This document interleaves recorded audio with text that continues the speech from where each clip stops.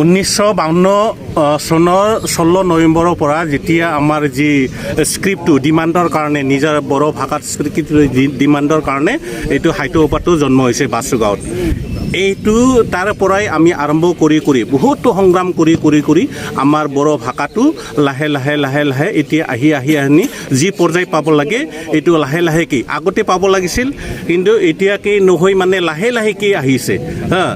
আমি আগৰ পৰা এইটো ডিমাণ্ড কৰি আছোঁ যে আমাৰ এইটো লেংগুৱেজটো, আমাৰ বড়ো ভাষাটো একদম ওপৰৰ পৰা ওপৰত যাব লাগে, আমাৰ ডিমাণ্ড আছিলে। কিন্তু চৰকাৰে লেহেমীয়া গতিৰে এইটো কৰি সেইদিনাহে কোকৰাঝাৰৰ কেবিনেট মিটিঙত চিফ মিনিষ্টাৰে এইটো ডিক্লেয়াৰ দিলে যে দ্বাদশ শ্ৰেণীলৈ high secondary up to high secondary 12+ লৈ এইটো ডিক্লেয়াৰ দিয়া হ'ল। কিন্তু আগতে কৰিব লাগিছিল, এইটো আমাৰ আগতে এইটো ডিমাণ্ড আছিলে। তাৰপিছত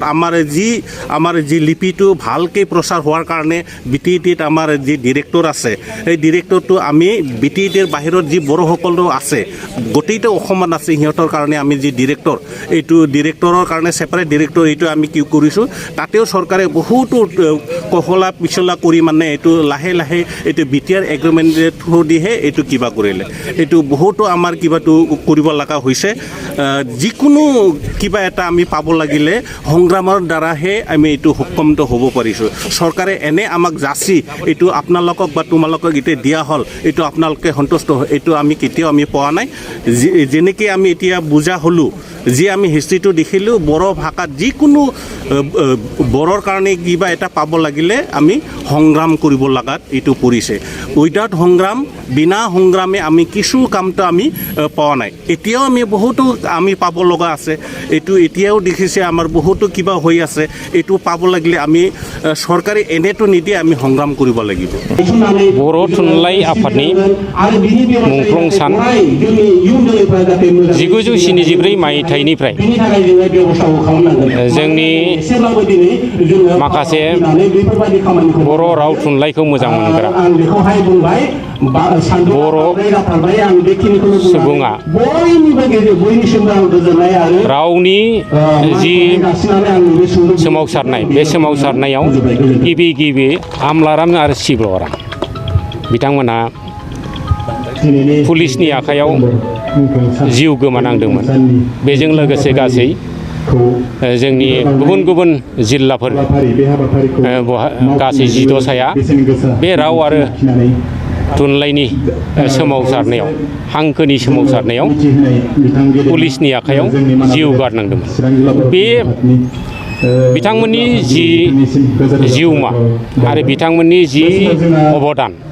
बे अबदानखौ गोथाङै लाखिनो थाखाय आरो बिथांमोननि जि मावनायनि बिहोमा, बेखौ अरायसम बर' सुबुङा जाहाथे जेब्लासिम बर'आ थांनानै थाबाय थागोन, अब्लासिम बिसोरनि जिउ बाउसोमनायखौ जाहाथे गोसोखांबाय थायो। बेनि थाखायनो बर' थुनलाइ आफादा 1974 मायथाइनिफ्रायनो दिनैनि सानखौहाय 28 सेप्तेम्बरखौ मुंख्लं सान हिसाबै फोसावनाय जादों। आरो बे फोसावनाय बादियैनो मोनफ्रोमबो दिनैहाय आसामनि मोनफ्रोमबो जिल्ला, बर' थुनलाइ आफादनि जि जिल्ला आरो गुदि आफाद आरो मिरु आफाद दिनैहाय जेरावबो फालिदों। लोगोसे जोंनि माबायावल' नङा, जेराव बर'फोर दं, बेंगल आरो दिल्ली, बेफोरबायदियावबो दिनैहाय मुंख्लं सानखौ फालिदों। आरो जेराव बर' दं बिसोरनो दिनैहाय बे मुंख्लं सानखौ फालिदों। फालिनायनि गुबै थांखिखौ जोङो मिथिखागौ जे मुंख्लङा जोंनो मा होयो होननानै बुंबा, मुंख्लङा जोंनो जेब्लायबो थुलुंगा होबाय थायो। आरो बिसोरनि जि थुलुंगा होनाय, बे थुलुंगा होनायानो जोंखौ गोजौ जांख्लायाव दावखोनायनि मोनसे लामाखौ बेखेवनानै होयो। दिनैसिम बर' रावनि बर' बिजोंनि मा जेंनाया समाधान जादों? बर' रावनि जि जेंना, बर' रावनि जि जोंनि बर' थुनलाइ आफादनिफ्राय जि बिख'बोनाय, बे बिख'बोनाया दिनै फारि फ्राय जाजोबनायनि लामायावनो। दिनै जोंनो नांगौमोन हांखोनि बाथ्रा, जोङो हांखोखौबो जुदिअ जों रमान हांखोखौ बिदोंब्लाबो नाथाय रमान हांखोखौ लायैनि जाहोना जाबाय जे आसाम गभर्नमेन्टआ बर' रमान हांखोखौ होबायमोन नाथाय अब्लाबो जोंनि जि देबनागरि हांखो बे जोबोद गोजौआव दावखोखाबायमोन लेखाफ्रा जोबोद गोजौआव दावखोखाबायमोन आरो बेखौ जोङो देबनागरिखौनो बाहायनायनि थांखिखौ लाफिननाय जादों लोगोसे दिनैहाय जों मोनफा मोनफा स्टेप गुदि फरायसालिनिफ्राय एम इ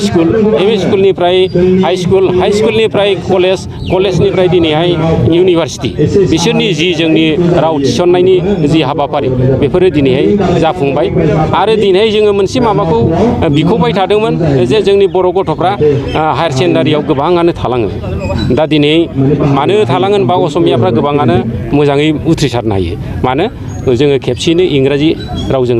लिरनो गोनां जायो बे लिरनो गोनां जानायाव जोंनि बर' गथ'फ्रा थालांनांगौ जायो नाथाय बेबो दाखालि बेयो केबिनेटआव पास जाबाय जे बर' रावा दा हायार सेकेन्डारिसिम बे जोंनि माबाया फरायनो मोनसिगोन आरो लिरनो सुबिदा मोनसिगोन आरो दिनै मोनफ्रोमबो माबायावनो फारि फारि दिनै APS IPS बिसोरबादियावबो दिनै बर' रावजोंनो इन्टारभिउ होनो मोननाय बेफोर जाबाय आरो दिनैहाय इउनिभारसिटि लेभेलावबो जोंनि बर' रावखौ जोङो थिसननानै लानो हाबाय आरो लोगोसेनो जों बिबोबाय थानाय सेपारेट डाइरेक्टरेट बेबो दिनै जाफुंनानै फैबाय आरो लोगोसे जोंनि इउनिभारसिटियाव जि माखासे जोंनि बबेबा गोबां माबा इउनिभारसिटियावनो नाजावाखैमोन आरो बेखौ दिनै फ्राय नाजावनायनि लामायाव दिल्लीफोर बादि माबायावबो जोंनि बर' रावखौ थिसननायनि राहा लागासिनो दं आरो बे हयथ' जाफुंगोन आरो बावैसोनो जाफुंगोन बेखौ मिजिंथिनो हायो आरो बेयो जों साफ्रोम बर'आनो बेखौ बजबनानै लानो हायाखै आरो गनायनोबो गोब्राब